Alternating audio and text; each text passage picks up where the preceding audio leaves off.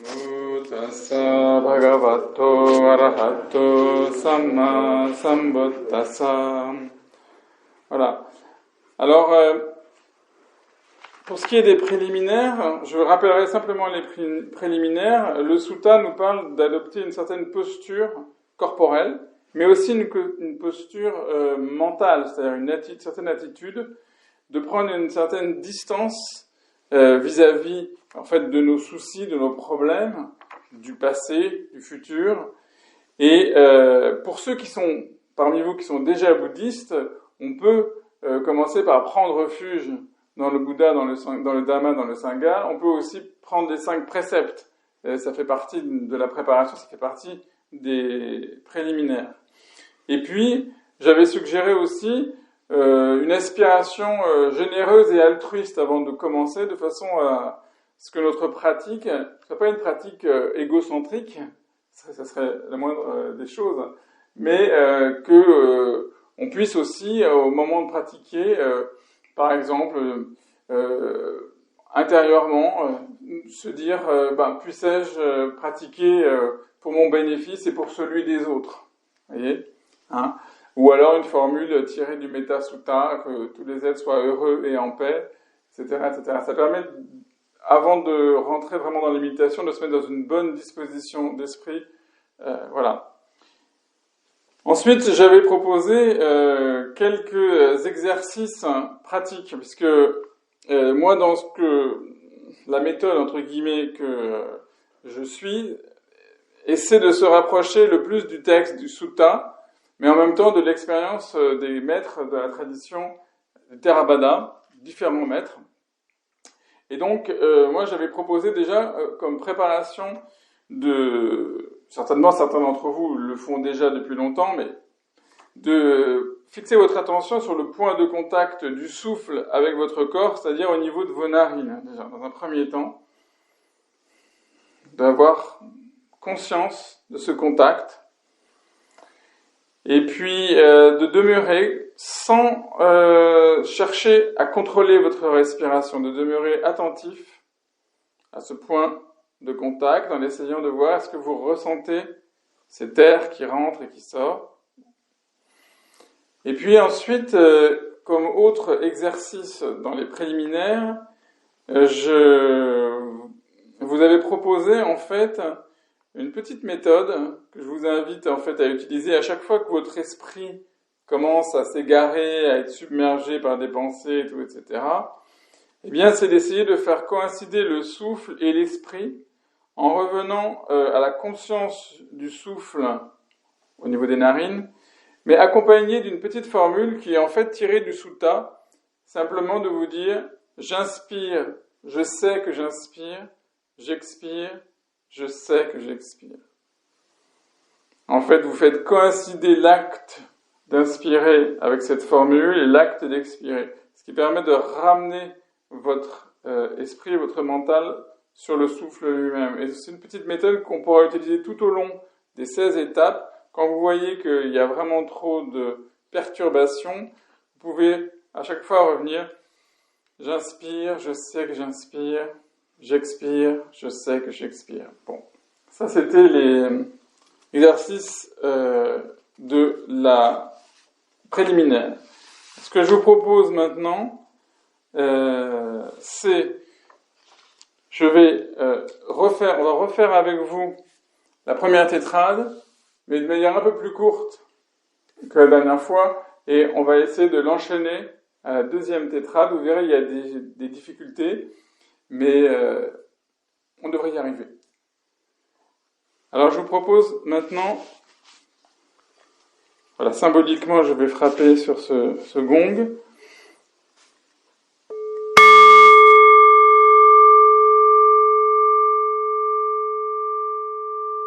La posture qui vous convient, une posture qui soit stable.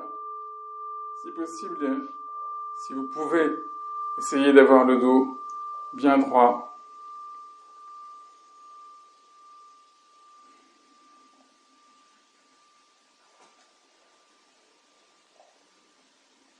Donc j'inspire, je sais que j'inspire. J'expire, je sais que j'expire.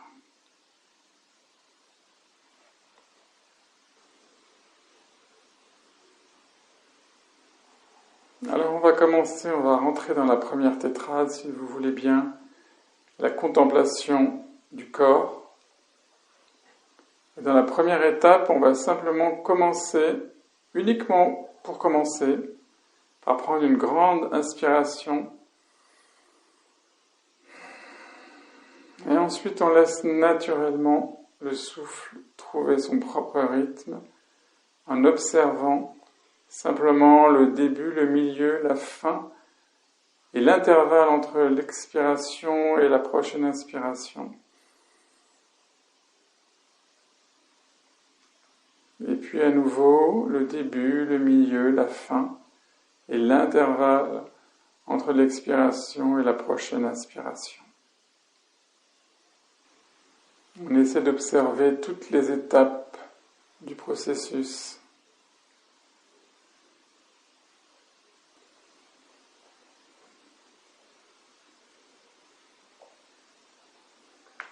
Observez ce moment mystérieux à la fin d'une inspiration, ce moment de suspension, cet intervalle qui peut être long ou court, et faites en sorte que votre esprit coïncide avec toute cette étape de l'inspiration et de l'expiration.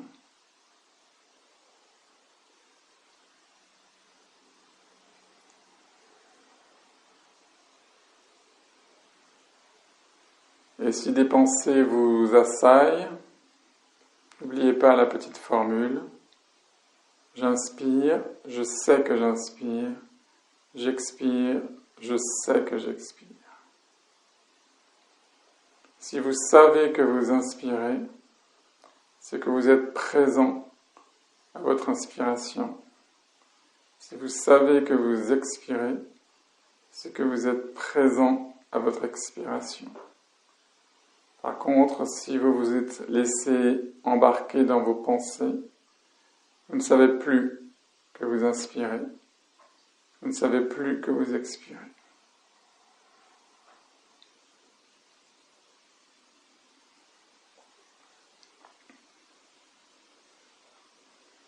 Alors je vais passer les étapes de la première tétrade un petit peu plus rapidement, pardonnez-moi, puisque nous allons avancer vers la seconde tétrade aujourd'hui. Et chez vous, vous pourrez pratiquer plus longtemps. Et vous allez constater que tout naturellement, en étant bien attentif, tout naturellement, votre souffle va s'apaiser. Vos respirations vont devenir plus brèves. Et ce sera cela précisément la deuxième étape de cette tétrade. Car la première, c'était Digang va assasanto, Digang assasamiti pajanati. J'inspire longuement et je sais que j'inspire longuement. J'expire longuement et je sais que j'expire longuement. Et au bout d'un moment, on passe à la deuxième étape. Rasang va assasanto, Rasang assasamiti pajanati. Je sais que j'inspire brièvement, j'expire brièvement et je sais que j'expire brièvement.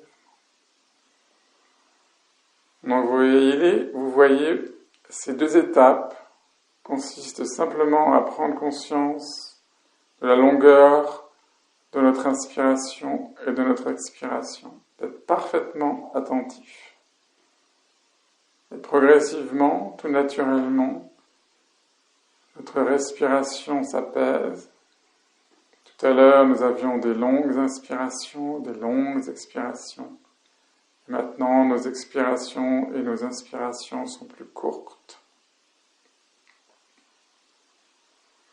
Et on va rentrer dans la troisième étape, qui est plus complexe, sur laquelle j'ai passé beaucoup de temps le mois dernier, je vais quand même à nouveau en dire quelques mots parce qu'elle est très importante.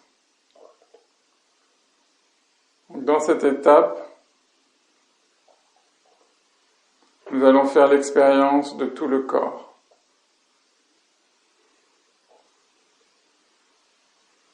Sabbakaya Patisamvedi. Nous allons faire l'expérience de tout le corps. Comment cela?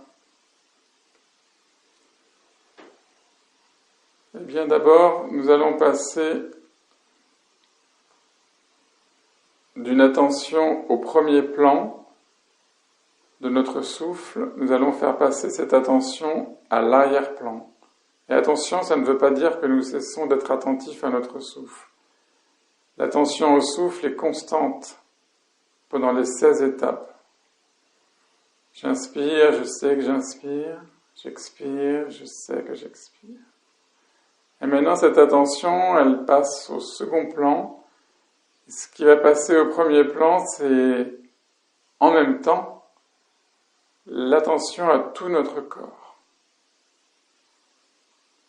On essaye un petit peu de faire ça.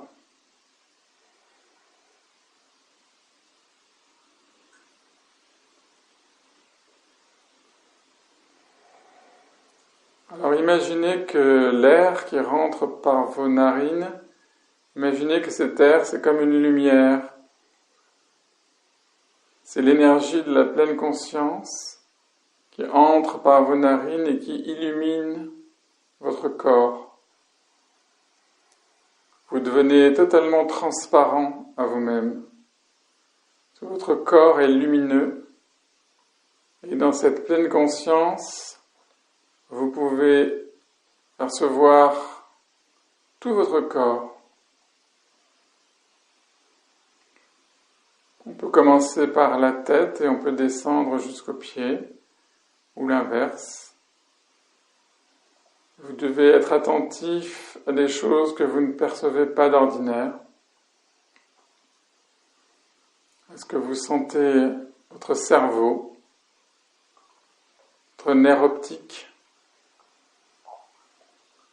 Vous sentez très certainement l'air qui rentre par vos narines, vos oreilles, votre langue sur vos dents, votre gorge, votre nuque. Tout cela est clair, vous percevez tout cela, vous faites l'expérience de tout cela avec clarté. Vous percevez vos épaules qui tombent et vos 2 bras qui descendent le long du corps. Vous percevez votre colonne vertébrale bien droite.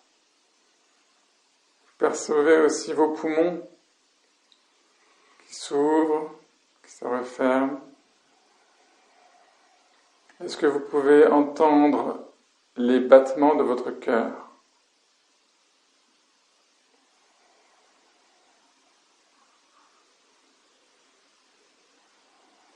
Si vous n'y arrivez pas cette fois, vous y arriverez une autre fois. Vous pouvez être conscient de votre estomac, votre foie, vos intestins, vos reins, votre vessie. Tout est clair. De vos cuisses et de vos genoux qui touchent le sol, de vos jambes repliées, de vos mollets, de vos chevilles, de vos pieds. Vous voyez tout ça avec clarté. Vous faites l'expérience de tout votre corps.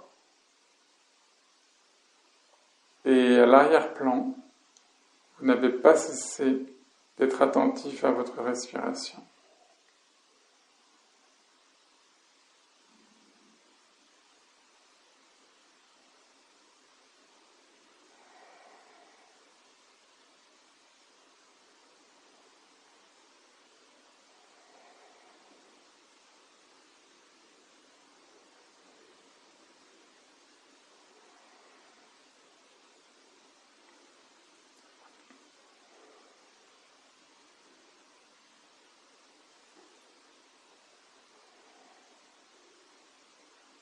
Et maintenant, nous allons passer à la dernière étape de cette première tétrade consacrée à la contemplation du corps. Cette dernière étape, Pasambayam Kaya Sankaram, nous allons calmer l'activité corporelle en inspirant et nous allons calmer l'activité corporelle en expirant.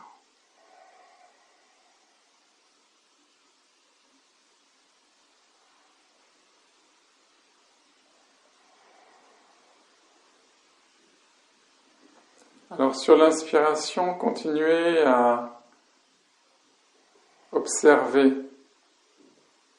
votre corps. Et sur l'expiration, vous pouvez relâcher toutes les tensions. Par exemple, j'inspire et je note une douleur dans mon dos. J'expire et je relâche la tension dans mon dos. J'inspire et je sens une douleur dans mes jambes. J'expire et je relâche la tension. Et ainsi, vous alternez, vous observez et vous détendez, vous notez et vous relâchez. Et ainsi, doucement, tranquillement, naturellement, votre corps s'apaise, toutes les activités corporelles s'apaisent. S'il y a une petite douleur dans le dos ou ailleurs, notez-la. Ne luttez pas, s'il vous plaît, contre la douleur. Ne résistez pas. Soyez amis avec cette douleur ou cette tension. Accueillez-la. Observez-la. Et sur l'expiration, vous la relâchez.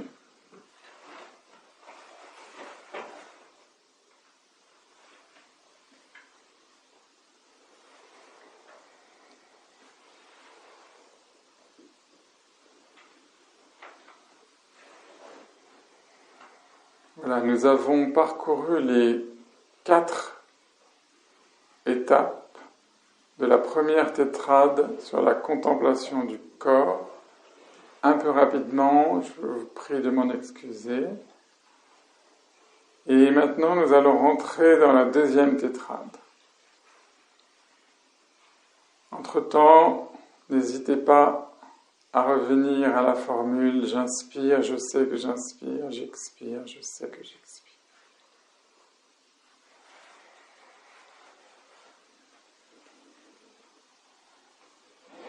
Maintenant, vous êtes parfaitement calme et vous êtes parfaitement détendu. Grâce à la première tétrade, votre corps est parfaitement relaxé.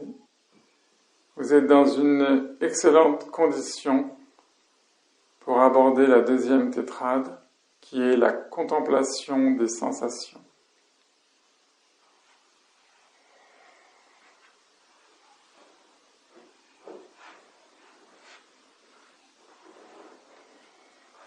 Il est important d'être bien relaxé, d'être bien détendu, car nous allons passer à une étape supérieure maintenant. Nous allons faire l'expérience de la joie. Et le Bouddha, dans sa grande sagesse, nous invite, dès la deuxième tétrade, à pénétrer dans cette joie, à faire l'expérience de cette joie.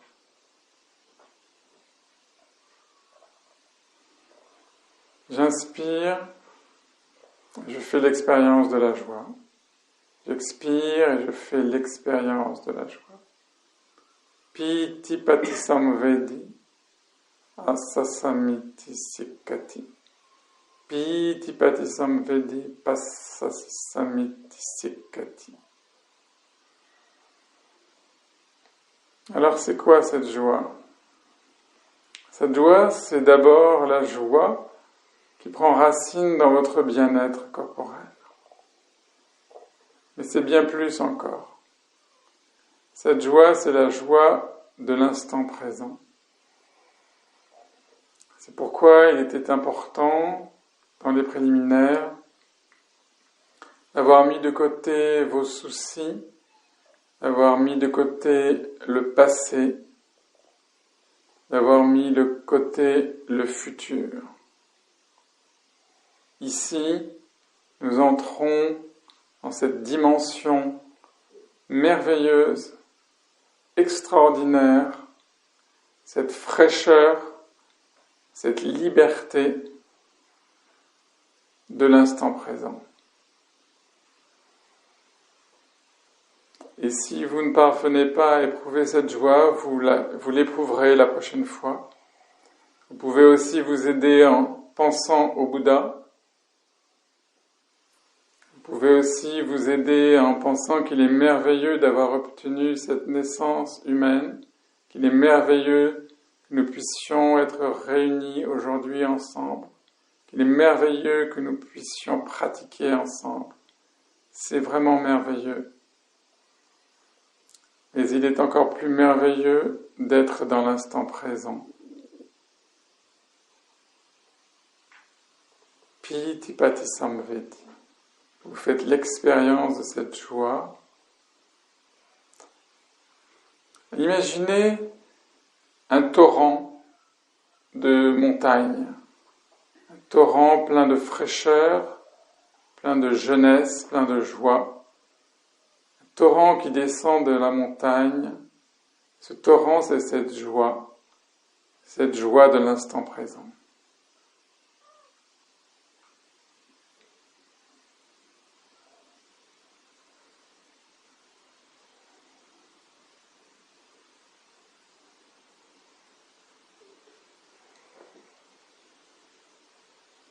Dans l'instant présent, tout est possible.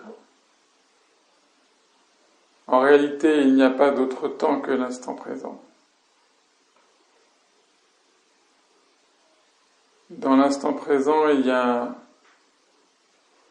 un dynamisme extraordinaire. Vous pouvez changer votre avenir maintenant. Vous pouvez orienter le sens de votre vie maintenant.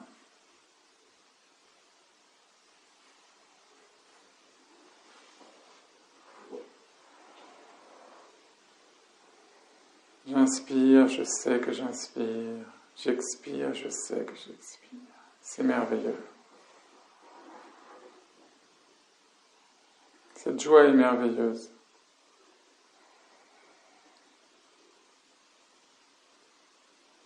Et c'est la première étape de la deuxième tétrade. Savourez cette joie.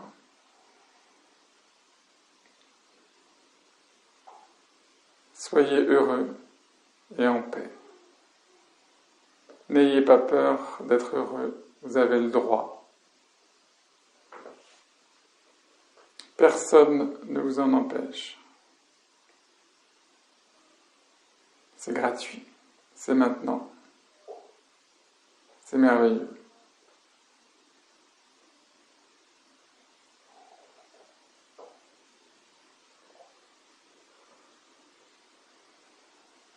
Alors maintenant, nous allons rentrer dans la deuxième étape. Vous vous souvenez, le torrent de montagne, eh bien, il va se perdre dans un grand lac tranquille. Le lac du bonheur, un bonheur paisible. Sukhapati samvedi, asasi samiti sikkati, Sukhapati samvedi, passasi samiti sikkati. J'inspire et je fais l'expérience du bonheur. J'expire et je fais l'expérience du bonheur.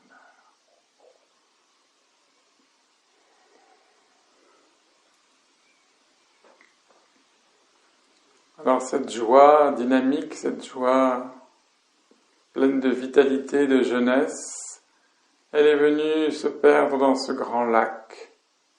Ce grand lac, il est merveilleux. il est calme, il est profond. Et votre joie est comme ce grand lac, parfaitement calme, parfaitement profonde. Vous faites l'expérience de ce bonheur, cette quiétude. Et c'est la deuxième étape de la seconde tétrade.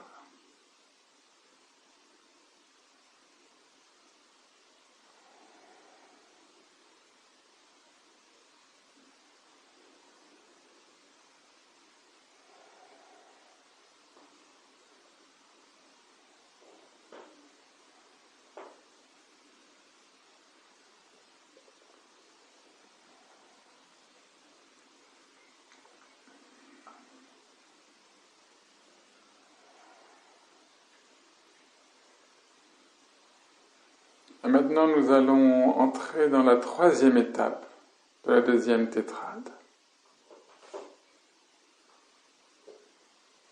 Chitta Sankara Patisamvedi. Nous allons faire l'expérience de l'activité mentale, Chitta Sankara.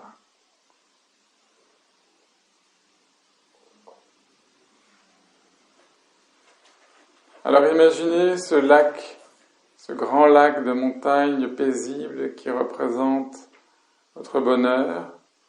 Imaginez que ce grand lac, c'est votre esprit. Il est calme, il est paisible, et il reflète parfaitement le ciel bleu. Il reflète les nuages qui passent lentement dans le ciel. Il reflète les sommets neigeux. Vous pouvez voir tout ça se refléter dans ce grand lac tranquille. Et nous allons ainsi observer notre propre activité mentale.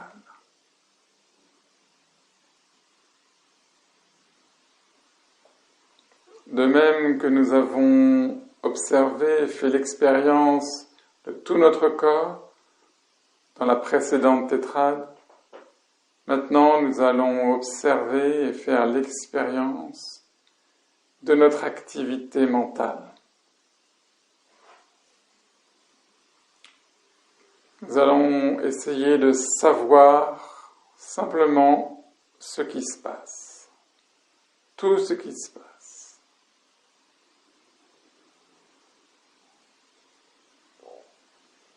Vous êtes toujours dans cet état de quiétude, vous êtes toujours dans cet état de bonheur tranquille.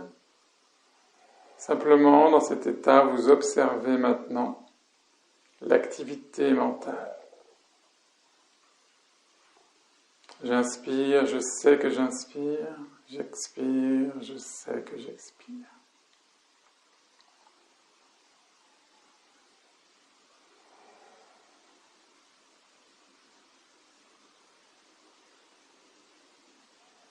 Alors, qu'est-ce qu'on voit dans ce grand lac se refléter? Qu'est-ce qu'on voit dans l'esprit calme? On voit trois choses. On observe des sensations, Vedana. On observe des perceptions, Sanya. Et on observe des volitions ou des intentions, Chankara ou Chetana, peu importe. Alors je vous propose d'abord d'observer les sensations. C'est le plus important à ce stade. Qu'est-ce que c'est qu'une sensation? Un ressenti? Il y a trois sortes de sensations. Sensations agréables, des sensations désagréables, et des sensations qui sont ni agréables ni désagréables. Alors s'il vous plaît, faites cette expérience, observez votre esprit et vérifiez s'il y a des sensations agréables, désagréables ou neutres. Mais les sensations, elles peuvent être corporelles ou spirituelles. Un exemple, cette sensation de bien-être corporel que nous avons atteint tout à l'heure à la fin de la première tétrade, voilà, ça c'est une sensation corporelle agréable. Et si vous aviez une petite douleur quelque part dans le dos ou dans les jambes, c'était une sensation corporelle désagréable. Et puis il y a aussi ces sensations corporelles auxquelles on ne prête pas attention. Pourtant, elles sont importantes. Sensation de votre propre poids sur le coussin. Sensation d'exister. Elle est ni agréable ni désagréable. C'est important de la noter. Car c'est à partir de ces sensations neutres que se forge progressivement l'illusion du soi.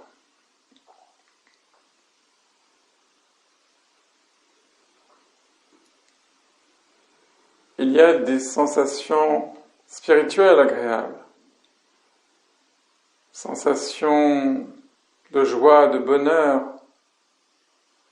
Ce sont des sensations spirituelles vraiment très agréables.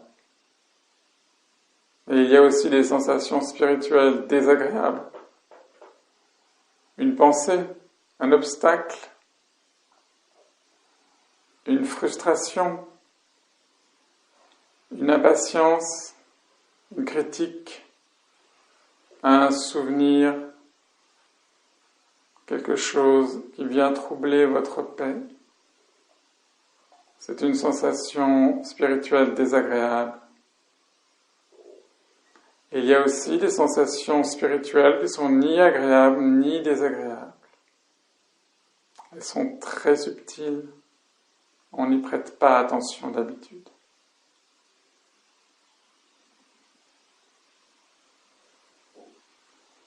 Et vous observez votre esprit comme ce grand lac. Et vous observez ces sensations. Vous ne jugez pas, ne justifiez pas, vous n'entrez pas en conflit, vous ne résistez pas, vous observez simplement.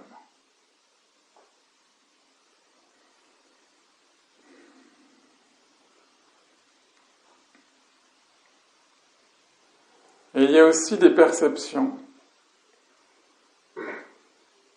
Il y a parfois beaucoup de perceptions. Qu'est-ce que c'est que les perceptions ? On peut appeler ça différemment, on peut appeler ça des pensées, jugements. Vous percevez que ceci est cela. En ce moment, c'est très calme dans cette pièce, mais peut-être que vous allez entendre un son dans la rue, et vous allez percevoir le bruit d'une voiture. C'est ça une perception. Et dans la perception, il y a la mémoire qui rentre en jeu. Il y a un concept, une idée. Et nous, pendant la méditation, nous avons souvent beaucoup de perceptions qui viennent un peu à notre insu. D'abord, vous entendez ma voix, l'instructeur, vous écoutez mes paroles, ça provoque aussi des perceptions. Vous êtes d'accord, vous n'êtes pas d'accord, ça vous fait penser à quelque chose d'autre, ou d'autres choses qui n'ont strictement aucun rapport viennent dans votre esprit. Préoccupations. Ça, ce sont des perceptions. Pour l'instant, nous nous contentons de les observer. Nous ne cherchons même pas à les rejeter. Mais nous essayons de ne pas les accepter non plus. Nous essayons d'être un observateur impartial. Nous essayons de les observer comme si c'était les pensée de quelqu'un d'autre. Comme un médecin qui ausculte une personne sans s'impliquer, sans s'engager. Nous n'allons pas faire comme Narcisse qui regardait son visage dans le lac et qui a plongé, qui s'est identifié à ses pensées. Nous ne nous identifions pas à notre activité mentale, nous l'observons simplement.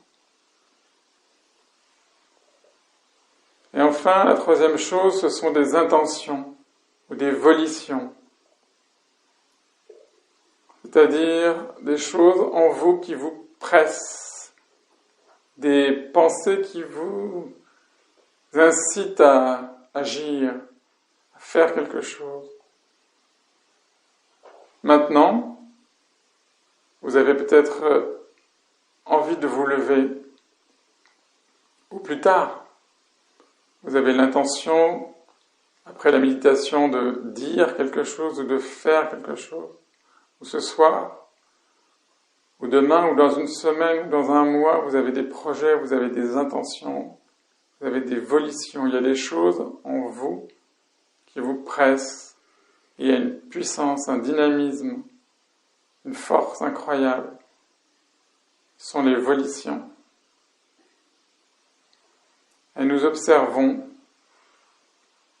les sensations, les perceptions, les volitions.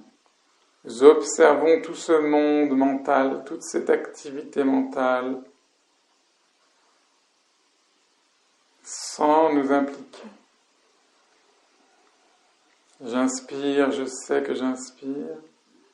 J'expire, je sais que j'expire.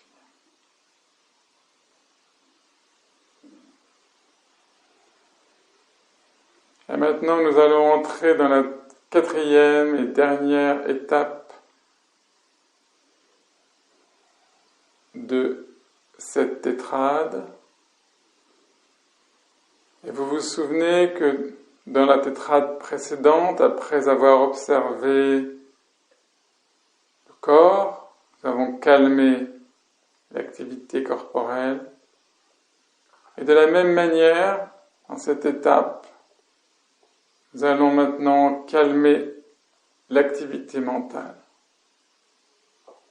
Pasambayam chitta sankaram. Nous allons inspirer en calmant l'activité mentale. Nous allons expirer en calmant l'activité mentale. Et vous pouvez utiliser le même procédé. Vous pouvez noter sur l'inspiration et puis vous pouvez lâcher sur l'expiration. Alors on va calmer toutes ces activités mentales. On n'est pas en conflit avec elles parce que c'est nous, ces activités mentales.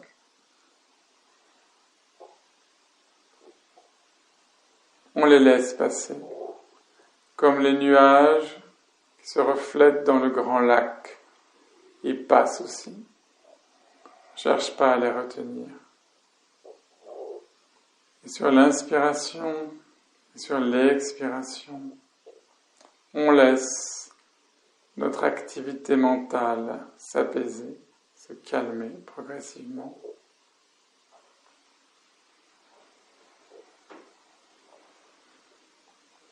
Et on revient au souffle.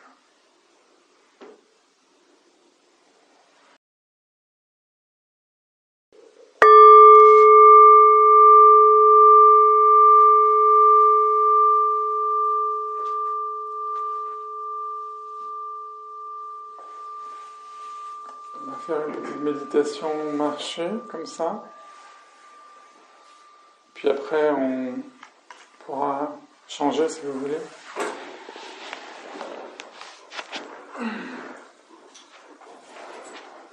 On va essayer de faire une marchée pas trop vite et pas trop lentement. Si vous voulez bien. On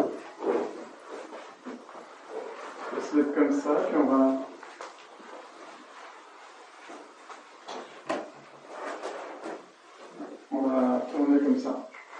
ce sens-là. D'accord ?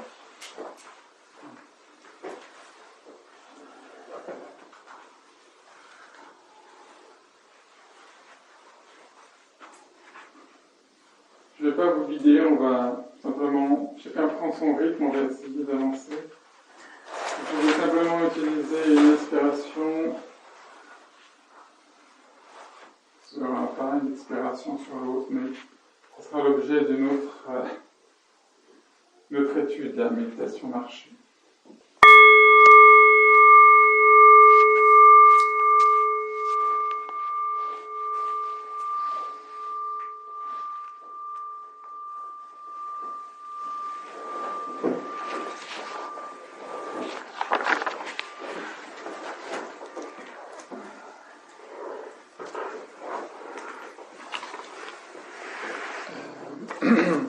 Monsieur, si vous voulez mettre votre email, ça permettra de faire circuler quelques informations sur les sessions. C'est comme vous voulez. Oui. Très bien. Voilà, pardon, excusez-moi. Je vous en prie, et maintenant on est là pour discuter. Je vous écoute. Moi, j'ai mis mon mail, j'ai mis mon portable. Bon, mais le portable, c'est pas nécessaire. Hein. Ah. D'accord. Donc voilà, on a un peu vu la première tétrade, on est rentré dans la deuxième. Le but, ça va être d'arriver à faire les 16 étapes en une fois. Ça sera à nous de réguler ensuite le temps. Et dans votre pratique personnelle, il y a des gens qui font plusieurs fois les 16 étapes. Ça dépend si vous méditez une demi-heure, 3/4 d'heure, 1 heure, etc. Ça, c'est... Merci monsieur. Il faut se sentir libre aussi. Ça, j'en reparlerai. Mais il faut se sentir libre parfois de séjourner dans une étape quand c'est nécessaire. Par exemple, si vous avez trop de tension au niveau corporel, peut-être ça vaut le coup de rester dans la première étape pour se détendre. Ou au contraire, si vous êtes parfaitement détendu, vous avez une super posture, etc., et qu'il y a beaucoup d'activité mentale, ça peut valoir le coup d'avancer, de traverser la première tétrade pour pouvoir travailler sur l'activité mentale, vous voyez. Et on verra après comment ça se développe. Mais en tout état de cause, cet enseignement, c'est un enseignement du Bouddha. Le Bouddha nous prend par la main, nous amène étape après étape, et plus on pratique, et plus on s'aperçoit que c'est pas un hasard. C'est-à-dire que il y a des choses qui sont surprenantes. Vous avez vu commencer directement la deuxième étape par la joie. Je sais pas, je vais vous laisser parler aussi, me dire ce que vous ressentez et tout, etc. Mais c'est pas forcément évident, parce qu'on n'est pas forcément youpi, on n'a pas forcément envie de... Donc, est-ce que vous avez, peut-être pas en tête la deuxième tétrade, mais est-ce que ceux qui étaient là la dernière fois, vous vous souvenez au moins des 4 étapes de la première tétrade? Comme ça, je vous enverrai un petit mail pour vous les récapituler d'une manière très simple. Qu'est-ce qui se passe dans les 4 premières étapes? Vous vous souvenez? La première, c'est la respiration. Oui. La première, c'est la respiration comment? Respiration courte. Non, la première, c'est la respiration longue. Longue. Commence par la respiration longue. Ensuite, la deuxième étape, c'est la respiration courte. Ensuite, la troisième étape, ça, c'est un gros morceau. Faire rentrer la lumière. Si vous voulez, ça, c'est une image que j'ai utilisée. C'est pas ce que dit le sutta. Hein. C'est pour ça que je vous donnerai des informations pour que vous ne confondiez pas les métaphores que j'utilise et l'enseignement. La troisième, j'ai utilisé cette image de faire entrer la lumière pour faire l'expérience de tout le corps. Vipassana. Mais c'est-à-dire qu'en fait, la première, c'est expiration longue, deuxième, expiration courte, troisième, faire l'expérience de tout le corps, toujours en inspirant, hein, j'inspire. Hein. Et la quatrième, c'est je calme l'activité corporelle. C'est ça les 4 premières étapes. C'est pour ça que je vous les mettrai très simplement pour que vous les ayez en tête. Même on peut faire un petit tableau. C'est important parce que ça commence tout doucement. On commence vraiment, c'est très simple, c'est très trivial. Même ça paraît tellement simple qu'on voit pas, on comprend pas très bien. Bon, j'inspire, j'expire, ok. Mais en fait, vous savez, ça monte progressivement et il faut pas louper ces étapes parce qu'elles nous amènent progressivement. Déjà, à la fin de la première tétrade, vous devez être votre corps, vous avez perçu votre corps dans sa totalité et vous êtes dans un état de quiétude corporelle. C'est important parce que si vous n'avez pas suivi cette méthodologie, ça va être difficile après de passer à la joie. Vous voyez, et de la même manière, après la joie, le bonheur, l'observation de l'activité mentale et calmer l'activité mentale. Donc c'est ça les 4 étapes de la deuxième tétrade. C'est assez symétrique, ça se ressemble un petit peu, parce que, pas tout à fait, mais en tout cas, on commence par la joie. On peut traduire aussi par ravissement, piti en pali. Ensuite, sukha, le bonheur. La différence entre la joie et le bonheur, c'est que la joie, il y a une sorte d'exaltation, d'exultation. C'est quelque chose de plus dynamique, on va dire. Et le bonheur, c'est quelque chose de plus calme, de plus profond. C'est pour ça que j'ai utilisé l'image du torrent de montagne pour la joie. Et ensuite, j'ai utilisé le grand lac tranquille pour le bonheur. Ok ? Et c'est important de suivre ce procédé parce que, en fait, on va vers de plus en plus d'unification de l'esprit. L'esprit s'unifie, l'attention s'affine, les activités corporelles et mentales vont se calmer, et on va avoir besoin de cet état, justement, et pour aller dans les tétrades suivantes, dans lesquelles Vipassana rentre en compte. En fait, Vipassana, c'est tout le temps, hein, mais au sens propre, effectivement, si on entend par Vipassana la vision pénétrante, c'est ce vers quoi on va aller. Et ça n'exclut pas aussi Samatha, ça n'exclut pas aussi un état d'absorption, de silence, de quiétude, de tranquillité. En fait, les deux, c'est comme les deux jambes d'une personne. Hein. Vous avez la tranquillité et la vision pénétrante. Qui nous permettent d'avancer. Donc, on a ces 4 nouvelles étapes aujourd'hui dont je vais parler. J'ai utilisé cette petite image, je trouve assez parlante. Peut-être que vous, elle ne vous parle pas du tout.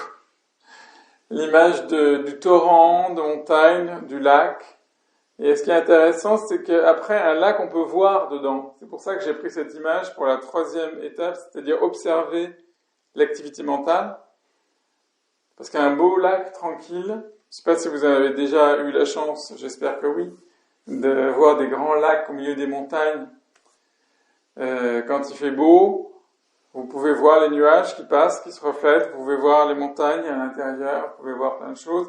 Et donc l'image, c'est de regarder votre propre esprit et de voir qu'est-ce qui se passe à l'intérieur en essayant de ne pas vous impliquer. C'est ça le truc qui est hyper important. Parce que dans notre vie quotidienne, on s'identifie à notre activité mentale en permanence. On s'associe à nos idées. On est comme Narcisse. J'ai pris l'image de Narcisse il se regarde et puis finalement il plonge. Nous on plonge tous en fait. Donc dans la méditation, qu'est-ce qu'on fait ? On fait quelque chose d'extraordinaire, c'est qu'on arrête ce processus et on observe. Donc c'est ça la 3e étape de la 2e tétrade, le grand lac tranquille dans lequel on voit. Et qu'est-ce qu'on voit ? Est-ce que vous vous souvenez, il y a 3 choses qu'on voit, dont j'ai parlé. Dans l'activité mentale, je l'ai décomposée en 3 choses. N'hésitez pas à parler parce que j'ai l'impression d'être devant un mur. Là. Pardon ? Les sentiments. Il y avait les sensations, Vedana, très bien, très juste. Agréable et désagréable. Alors ça, ce sont les sensations. Elles peuvent être agréables, désagréables ou neutres. Ça, c'est très important, vous allez voir, parce que c'est un truc auquel on ne pense pas du tout. nous éprouvons des sensations qui sont ni agréables ni désagréables et on les voit pas passer du tout. Non. Et donc dans la méditation, c'est aussi l'occasion, de découvrir. Alors donc les sensations, Vedana, comme vous avez dit, les sensations, elles peuvent être de quel type? Vous vous souvenez? Physique ou mental. Physique ou mentale, très, très juste. On peut avoir des sensations, par exemple la sensation d'une douleur, c'est une sensation désagréable physique. Et vous pouvez avoir une sensation agréable spirituelle si vous éprouvez, si vous avez réussi à éprouver cette joie ou ce bonheur, c'est une sensation spirituelle, je dis psychique ou spirituelle, mentale, si vous voulez, mais peu importe les mots, c'est pas corporel, c'est l'esprit. Voilà. Donc ça, c'est Vedana, c'est les sensations. Tout ce qu'on éprouve, même les perceptions d'ailleurs, entre parenthèses, c'est toujours donné à travers une sensation, en fait. Ça, c'est une des grandes découvertes du Bouddha. En réalité, vous êtes toujours dans une sensation. Et la sensation, c'est un moment clé dans le travail de la vigilance.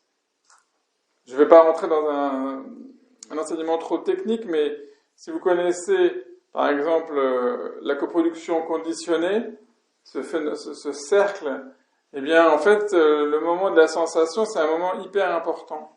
En fait. C'est à partir de la sensation que va se déclencher le désir, le Vedana Tanha. Donc, c'est pour ça qu'observer les sensations, c'est très important.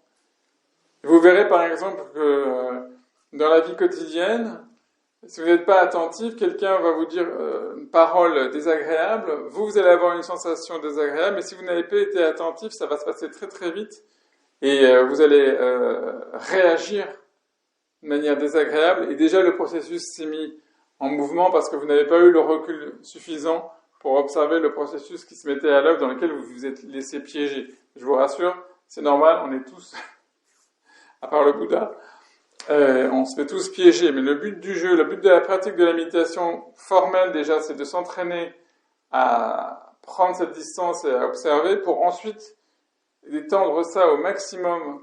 Alors à travers la méditation marchée, d'autres formes de méditation, mais ensuite le but c'est dans la vie quotidienne d'essayer de développer cette qualité en fait d'observation de façon à ne pas nous laisser piéger, ne pas nous identifier tout de suite.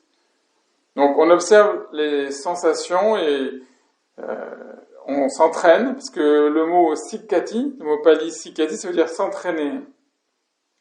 On s'entraîne à affiner notre perception de ces choses qu'on ne voit pas d'habitude, et qu'on ne nous enseigne pas ni à l'école, ni nulle part, parce que ni à l'école, ni même si on fait de la philosophie occidentale, on vous apprendra pas ça. On vous apprendra l'être et le non-être, on vous apprendra des choses magnifiques, des spéculations incroyables, mais on vous apprendra pas à être attentif à vos sensations.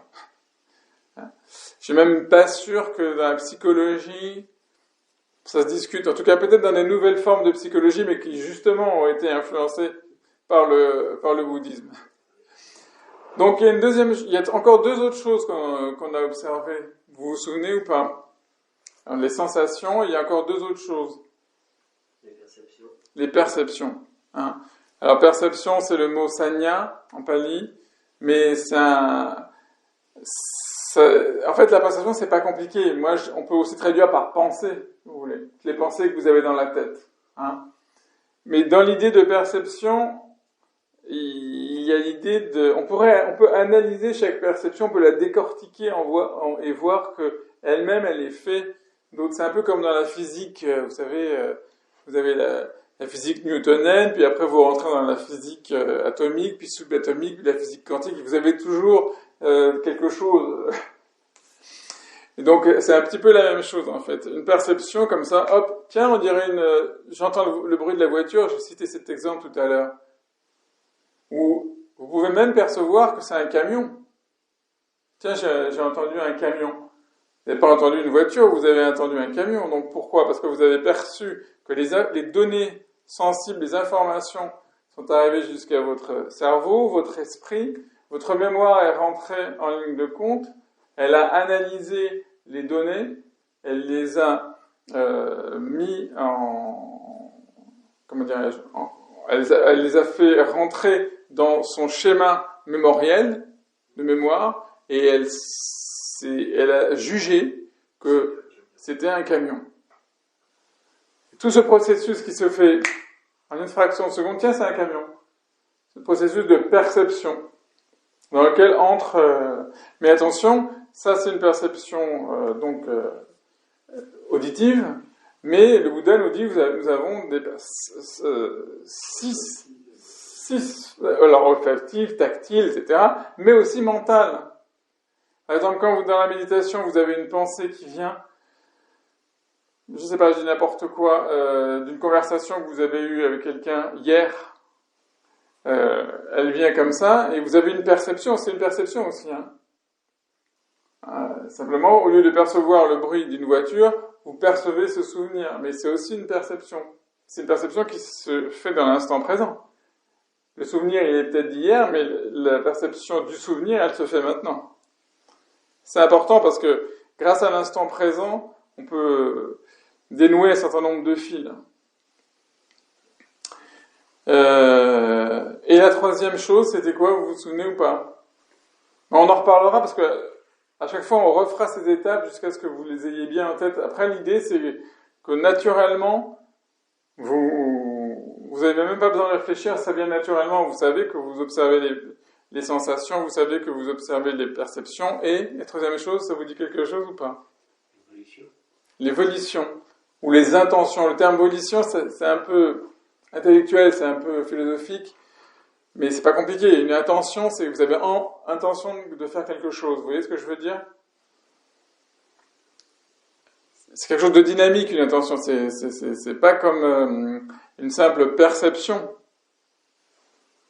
Percevez le bruit d'une voiture, c'est pas pareil que d'avoir l'intention de vous lever pour fermer la fenêtre parce que vous supportez pas le bruit. Ça, c'est une intention. Vous voyez ce que je veux dire? Eh bien, dans notre psychisme, dans nos activités mentale, il y a au moins ces trois, je dis au moins parce qu'il y a peut-être d'autres formes, mais sur lesquelles on peut vraiment utilement être attentif. Déjà, quand vous arrivez à percevoir, à observer vos sensations, vos perceptions, vos intentions, c'est énorme. Ça englobe quasiment presque la totalité du champ des activités mentales. Vous pouvez ramener n'importe quelle activité mentale, vous pouvez l'analyser, puis vous allez voir qu'en fait elle rentre dans une de ces cases, même parfois dans les trois. Parfois parce qu'une intention peut être aussi une perception et peut être aussi une sensation. Voilà. Donc, on observe cette activité mentale, c'est la troisième étape, et dans la quatrième étape, qu'est-ce qu'on fait? Je fais un peu le professeur, excusez-moi, mais c'est parce que comme on est dans la perspective d'étudier cette forme de méditation et de la pratiquer ensemble, il faut que progressivement, si vous revenez les prochaines fois ou si vous écoutez l'enregistrement, que vous ayez en tête ces étapes, en fait, progressivement. Donc, ça vous dit quelque chose? C'était quoi la dernière étape? Volition. Pardon? Volition, l'action. Ça, on l'a fait, mais c'était la dernière étape. Il y avait 4 étapes. La première, c'était la joie. Deuxième, c'était le bonheur. La troisième, c'est observer l'activité mentale. Et la dernière? Calmer l'activité mentale. Et vous avez vu, là, c'est symétrique avec la première tétrade et la deuxième tétrade. Dans la première tétrade, on faisait l'expérience de tout le corps et après on calmait tout le corps. Là, on fait l'expérience de l'activité mentale et ensuite on calme l'activité mentale. Et dans le sutta, c'est les termes. C'est pour ça que je vous avais proposé le sutta parce que c'est intéressant de comparer les termes.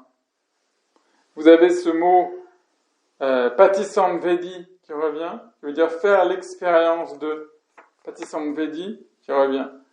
Par exemple, faire l'expérience de la totalité du corps, sabba kaya patisamvedi. Sabba c'est tout, kaya c'est le corps, patisamvedi faire l'expérience. Sabba kaya patisamvedi. Et après dans la tétrade d'après, vous avez chitta sankara patisamvedi. Patisamvedi donc faire l'expérience de, chitta c'est l'esprit. Shankara, c'est l'activité, les formations, les fabrications. C'est un mot qu'on peut traduire de différentes manières. Mais quand on regarde le sutta, on voit que c'est très parallèle. Et dans la première tétrade, Il s'entraîne ainsi, alors là c'est traduit rendant tous les processus corporels apaisés, bon c'est un petit peu abstrait. En fait, il s'entraîne ainsi, j'inspirerai en calmant l'activité corporelle. Vous avez Pasambayam Kaya Shankara, et après dans l'autre tétrade, vous avez Pasambayam Chitta Sankara. C'est exactement symétrique.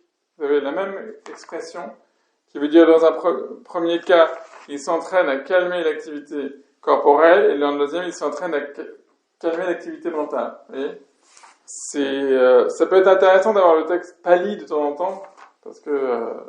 et moi, je vous enverrai une version en français hyper simplifiée pour que vous mémorisiez les étapes. Moi, je parle trop, c'est à vous soit de poser des questions, soit d'exprimer ce que vous avez ressenti, si vous avez pu rentrer un tout petit peu dans ces étapes, ou si vous êtes passé complètement à côté de la plaque, si vous avez passé toute la méditation à gamberger sur vos vacances de Noël, ou sur ce que vous allez préparer à manger pour le réveillon. Bon, ok. C'est à vous de me dire. Monsieur, Oui. je voulais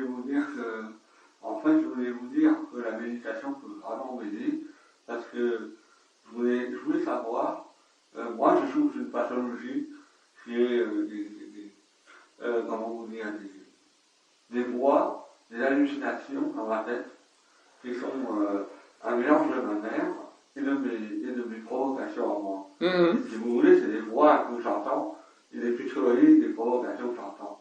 Mais ça me torture l'esprit. Je comprends tout à fait. C'est très violent. Mm-hmm. Et j'ai des médicaments pour ça. Mm-hmm. Je voulais savoir comment la méditation peut m'aider à contrôler ces pensées-là. Eh bien, vous voyez, c'est très intéressant ce que vous dites, parce que ce que vous vivez, c'est ce qu'on vit tous, mais peut-être vous le vivez de manière plus intense. D'accord. En réalité, on vit tous ça, on l'a tous dépensé dans l'esprit. Simplement, vous, peut-être, c'est plus fort, c'est plus intense, c'est plus violent, etc. Mais en réalité, il faut bien vous dire que cette activité mentale, on l'a tous. D'accord. Et c'est une question d'intensité. Chez certaines personnes, c'est plus intense, donc c'est plus dur à vivre. Chez d'autres, c'est très calme et on n'en prend pas forcément conscience. Donc vous avez vu, là, c'est très intéressant parce que la question que vous posez, eh ben, le Bouddha y répond dans cette deuxième tétrade qu'on a vue aujourd'hui, sur le fait de calmer l'activité mentale. Vous voyez ? Par exemple, quand vous avez ces pensées qui viennent, etc., au lieu de lutter contre, par exemple, d'essayer, parce que c'est très désagréable, donc ça c'est des sensations désagréables pour le coup, hein, sensations spirituelles très désagréables. Si vous résistez, si vous vous bagarrez contre, en fait vous leur donnez encore plus de force. C'est ça le truc. Et spontanément, c'est normal quand quelqu'un vous marche sur le pied, ben vous réagissez, vous voyez, quand vous avez une pensée désagréable, vous réagissez, c'est naturel. Mais en fait, ça ne fait qu'empirer. Oui. Donc, ce qui est difficile, c'est d'arriver à ce que vous ayez une certaine objectivité, une certaine distance avec ces pensées, Oui. sans réagir tout de suite, vous voyez. En observant. Vous observez ces pensées, parce qu'en fait, vous allez voir que, vous allez vous apercevoir que, en réalité, ce sont des processus qui apparaissent et qui disparaissent. Hein, et on verra dans les tétrades plus tard, il y a la notion d'impermanence qui va devenir de plus en plus importante dans les prochaines étapes, où on s'aperçoit que tout ça, ce sont des processus. En fait, comme votre corps, votre corps, il est fait de processus qui apparaissent, qui disparaissent, là jusqu'à la mort, et même encore à la mort, ça continue, parce que c'est toute la vie, c'est ces phénomènes, voilà. Renouvellement continuel. Voilà. Et c'est pareil pour la vie psychique. Et nous, on s'accroche à des choses, et c'est là où il y a le processus dont j'ai parlé tout à l'heure. Vous avez la sensation désagréable qui entraîne un désir, là en l'occurrence un désir de rejet, et si vous persistez dans cette attitude de résistance, etc., ça amène un attachement, et l'attachement, ça va amener à un devenir, et finalement, ça va vous constituer vous-même, c'est-à-dire que vous allez finir par devenir cet acte de résistance permanente. Vous voyez ? Donc le but, c'est, d'où l'intérêt de la respiration, je dis ça en plaisantant, mais tout le monde le fait spontanément, d'expirer comme ça. le but, c'est de calmer d'abord votre corps, comme on l'a fait. Et une fois que le corps est calmé, à ce moment-là, en utilisant la respiration, c'est vraiment important. Vous allez voir que vous pouvez commencer à observer. Et là, vous allez observer ces pensées qui viennent dans votre esprit, ces images, etc. Et vous allez essayer de ne pas vous identifier. De ne pas réagir. De ne pas réagir. Oui. Et vous allez... En fait, c'est pas vous, ça ne vous appartient pas. Le problème, c'est que la constitution de notre ego, c'est qu'on s'approprie les choses agréables, mais on s'approprie aussi les choses désagréables. C'est ça qui est curieux dans l'être humain.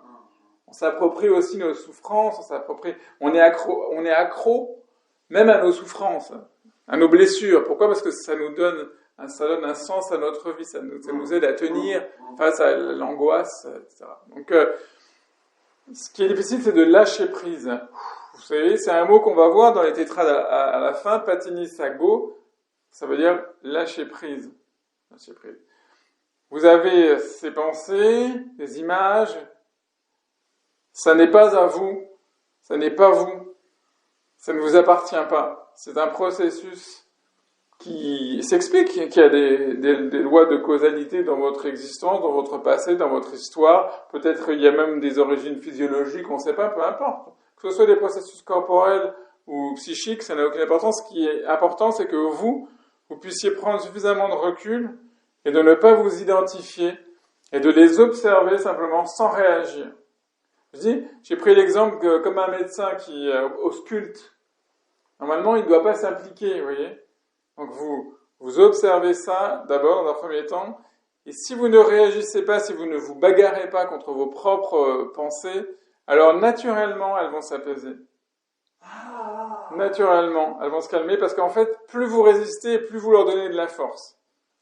C'est comme dans une bagarre, deux personnes, vous donnez un coup, l'autre va vous donner un coup, puis... Mais si vous vous arrêtez, au bout d'un moment, voilà, la bagarre s'arrête, quoi. C'est la même chose. Donc là, vous allez naturellement vous désengager, vous désimpliquer, vous désidentifier. Donc naturellement, elles vont s'apaiser. Mais ça suffit pas, parce que le Bouddha, il nous dit en plus de calmer. Donc, sur l'expiration, vous allez en plus utiliser ce processus grâce à la respiration de lâcher,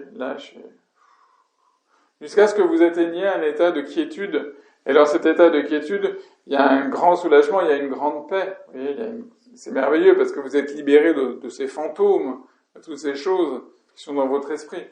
Mais une fois de plus, ce que vous vivez, c'est ce qu'on vit tous. Simplement, c'est des degrés différents.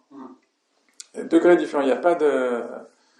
Voilà. Il y a des gens pour qui ça ne pose pas de problème, et d'autres pour qui ça pose des problèmes. Mais vous avez une acuité sur le sujet plus forte que nous, et du coup, ça vous rend plus sensible à ça. Merci beaucoup. Mais c'est moi qui vous remercie. Chers amis. À ce propos, quand on faisait des sessions de 10 jours, au bout de 7-8 jours, il n'y avait plus rien qui passait. Ça, on avait peur, on était 3-4 personnes, ça nous avait fait peur parce qu'il n'y avait plus rien, aucune pensée. Et la nonne, donc on a été la voir, on nous a expliqué, voilà, écoute, c'est comme ci, c'est comme ça, mais on arrivait à plus rien ressentir au niveau de l'esprit. Oui, bien sûr. Et là, vous parlez dans quelle tradition, là ? Ici. Ah, ici, d'accord. Avec, je veux dire, avant 2000. Là, d'accord. Parce qu'en fait, ça, c'est Samatha, donc ça, c'est... Il y a deux choses. Vous avez la tranquillité, c'est ce que vous m'expliquez, donc c'est déjà merveilleux d'arriver là, parce que c'est pas évident, mais ça ne suffit pas. Ça, on verra après. Il faut Samatha, il faut Vipassana, c'est-à-dire il faut calmer l'esprit, avoir cette espèce de quiétude, cette pureté, cette clarté de l'esprit. C'est hyper important, Mais le Bouddha a bien expliqué que ces grands états d'absorption, ce qu'on appelle les jhanas, vous savez, les jhanas, ça a donné Chan en chinois et Zen en japonais, jhana, ces états d'absorption. Le Bouddha lui-même a expliqué que ça ne conduisait pas à la libération. C'était un outil indispensable, mais que ce n'était qu'un outil. Donc en fait, quand on a atteint cet état de pureté, de clarté, c'est génial, mais on n'est pas encore arrivé. On est dans une bonne disposition pour pouvoir ensuite rentrer dans cette vision pénétrante, comprendre vraiment la nature impermanente, insatisfaisante et dénuée de soi des phénomènes. Et le but, c'est d'arriver à voir les choses telles qu'elles sont, en fait, tout simplement. Mesdames, messieurs. Alors pour moi, aujourd'hui, le plus dur, c'est sur la joie et le calme mental. Ok. Parce qu'en fait, la joie, tous les coups, comme ça, on s'enchaîne et j'arrive pas à trouver... Exactement. Alors, je suis très content que vous posiez cette question, parce que c'est normal, normalement tout le monde doit poser cette question, parce que d'un seul coup, le Bouddha nous dit « Piti pati samvedi », j'inspire et je ressens la joie. C'est pas évident, hein, parce que vous n'avez pas forcément envie de... Tout le monde voudrait expérimenter la joie, d'une certaine manière. Hein. Donc vous avez raison, c'est une bonne question, et en plus, il met ça rapidement dans les 16 étapes. On aurait pu imaginer que vers la fin, il nous propose d'expérimenter la joie. Maintenant, en fait, très rapidement, la 5e étape, hein, donc, tout de suite, il nous dit la joie. Donc, vous avez raison, c'est pas évident. Nous, on va dire, moi, j'ai pas envie, je suis pas très content, je suis pas très heureux dans ma vie, j'ai des problèmes, j'ai ceci, puis comment je vais faire pour expérimenter la joie? Ça fait un peu méthode Coué, ça. Donc, d'une part, il faut se poser la question, mais pourquoi le Bouddha nous demande ça? Il y a certainement une raison, et c'est indispensable parce que ce passage de la première tétrade à la deuxième tétrade, il est très très important, c'est vraiment un moment décisif, et vous ne pouvez parvenir à cette joie que si vous avez bien fait la première tétrade. C'est pour ça que ça commence très simplement, il ne faut pas négliger. Il ne faut pas dire c'est quoi cette histoire d'inspiration longue, inspiration courte, je fais l'expérience de tout le corps, je calme. Si vous ne passez pas par ces étapes, vous ne serez pas dans cet état de relaxation, de bonheur corporel qui va vous permettre en fait, d'être dans une bonne disposition pour percevoir cette joie. Et cette joie, c'est la joie de l'instant présent, c'est le fait d'avoir réussi à chasser un petit peu, dans un premier temps, toutes les préoccupations. Et donc, j'ai même envie de vous dire, avant la première étape, il y a les préliminaires. Ça, c'était déjà dans les préliminaires. Je ne sais pas si vous étiez là toute la première séance. On avait parlé des préliminaires. Et dans les préliminaires, il y a cette idée qui est exprimée là sous une forme monastique de se retirer dans la forêt au pied d'un arbre, dans un lieu isolé. Et nous, on avait dit que pour nous, pour les laïcs, pour les gens qui vivent dans le monde, il fallait comprendre. Ça avait un sens symbolique aussi pour nous. Si on ne peut pas forcément se retirer dans une forêt, au pied d'un arbre, dans un lieu isolé, vous êtes d'accord? Mais quel sens ça a? Ça veut dire que nous devons nous disposer, en fait, intérieurement, à nous retirer de nos préoccupations mentales. Tous les soucis que vous avez dans la vie, vous avez sûrement des soucis, peut-être. Normalement, les êtres humains, ils ont des soucis. Il y en a qui n'ont aucun souci, mais en général, c'est plutôt les Bouddhas. Et quand vous vous préparez pour la méditation, les préliminaires, c'est se préparer, c'est dire, ok, Coco, j'ai des problèmes, mais là, tu vas me laisser tranquille pendant 1 heure ou une demi-heure, je vais faire une méditation, donc les soucis, on les met dehors, en dehors de la salle, et vos problèmes, ne vous inquiétez pas, de toute façon, vous les retrouverez après la méditation, ils seront là, ils vous attendront, ils vous lâcheront pas. Donc, vous pouvez mettre de côté. C'est important, c'est cette notion de retrait, viveka, de prendre une distance pour la pratique des méditations. Donc il faut se préparer même avant la première étape, il faut se préparer intérieurement. Voilà, je laisse mes problèmes, je laisse le futur, je laisse le passé, le temps de ma méditation pour l'instant. Et après on verra qu'est-ce qui se passera. Après, plus tard, dans les étapes, peut-être qu'on pourra introduire tout ça, peut-être qu'on pourra... Mais dans un premier temps, on a besoin de cette mise à l'écart pour pouvoir essayer de rentrer dans l'instant présent. Et si vous arrivez, ne serait-ce qu'un tout petit peu, mais ça c'est la pratique, c'est pour ça qu'il faut pratiquer régulièrement. Si vous pratiquez 1 fois par mois, ça va être difficile, je vous dis franchement. Hein. Je vous dis franchement. Mais bon, c'est jamais mauvais de pratiquer même 1 fois par mois. Mais si vous pratiquez 1 fois par mois, c'est pas suffisant. Quel est le minimum exercice. Chacun doit trouver son rythme. On ne peut pas généraliser. Chacun. Mais voilà. Moi, je médite 2 fois par jour, le matin, le soir. Mais si vous méditez 1 fois par jour, déjà, c'est vachement bien. Si vous méditez 1 fois tous les 2 jours, allez, c'est pas si mal. Mais déjà, vous commencez à baisser. Si vous méditez 1 fois par semaine, c'est mieux que rien.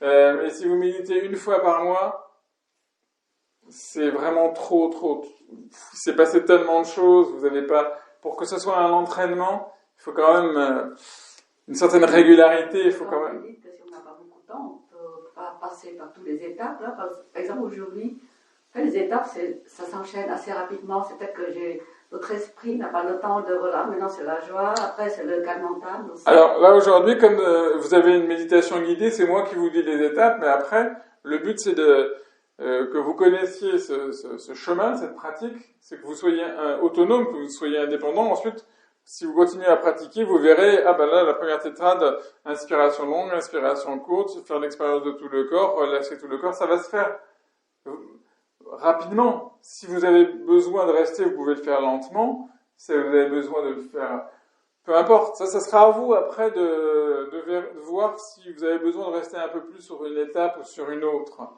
Mais il faut que vous appreniez. Là, on est en train d'apprendre, c'est un peu comme si on apprenait un instrument de musique, vous voyez.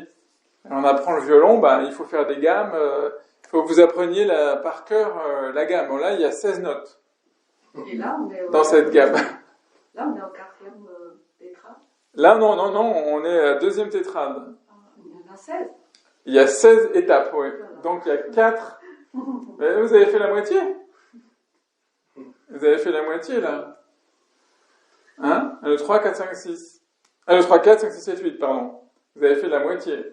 Première, 2e, et il y a encore 2 tétrades. Donc, et comme c'est logique, vous allez voir après, on commence par la respiration, elle est longue, elle est courte, on commence par le corps, on calme le corps, après il y a la joie, après il y a le bonheur, après il y a l'observation de l'activité mentale, après on calme l'activité. Vous allez voir, c'est pour ça que je vous donne des petites images symboliques, c'est pour vous, c'est un aide-mémoire. Vous avez le torrent, c'est la joie, après vous avez le lac, c'est la paix, après vous regardez dans le lac, c'est l'observation de l'activité mentale, après vous calmez l'activité mentale, et à ce moment-là, vous avez le lac qui est parfaitement limpide, etc. Et on va passer à l'étape d'après. C'est des petites images. Mais vous savez, c'est pas grand-chose d'apprendre cette étape. Vous n'êtes pas obligé d'apprendre le texte en pali. Vous pouvez... je vais vous donner, moi, un petit truc très simple. Ce sera, par exemple, j'inspire longuement, je sais que j'inspire longuement, j'inspire brièvement, je sais que j'inspire brièvement, j'inspire en faisant l'expérience de tout le corps, j'inspire en calmant tout le corps. Ça suffit, vous avez besoin de savoir que ça. Ce qui compte, c'est de le faire, par contre. Et c'est évident que si vous vous engagez dans un chemin de pratique, il faut une certaine régularité. Parce que si vous pratiquez la méditation tous les mois, je vous dis, ça n'a pas tellement de sens. Le but, c'est quand même d'arriver à méditer en permanence, 24 heures sur 24. Bon, on n'est pas encore là, mais... Oui, je voulais vous dire, moi, je le fais 2 fois par jour. Oui. Et quand j'ai commencé, je le faisais 1 fois seulement. Mais bien sûr, oui, et bien moi, sûr. j'ai travaillé en insertion avec des drogués, alcooliques, tout ce que vous voulez. Oui.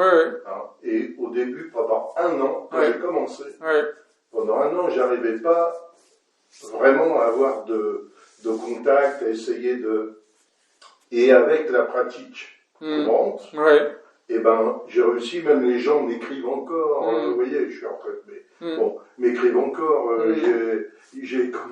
j'ai facilité du mariage, des choses comme ça entre les gens, parce que c'était des gens très violents, parce que, par exemple, dans mon métier, on a essayé de me tuer plusieurs fois, je peux vous dire, mais j'avais ce truc avec la méditation, c'est pour ça que ce que vous dites 1 fois de temps en temps, c'est rien, ça n'amène à rien.